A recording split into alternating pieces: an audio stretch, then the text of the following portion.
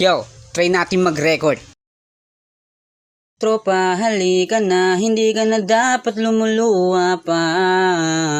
Sumama ka na sa amin, wag ka na magdadalawang isip pa.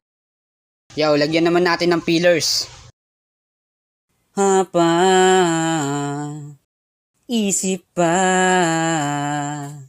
Tignan natin ang resulta. Tropa, halika na, hindi ka na dapat lumuluwa pa. Sumama ka na sa amin, huwag ka na magdadalawang isip pa. Kasi hindi kami sanay na ganyan ka. Hindi bagay kapag ka tinititigan ka. Huwag mong masyadong damdamin, isipin ng mga bagay-bagay. Tandaan na merong kaibigan pa na sa'yo ay aalalay, hindi lamang sa tagay, kahit saang mang bagay.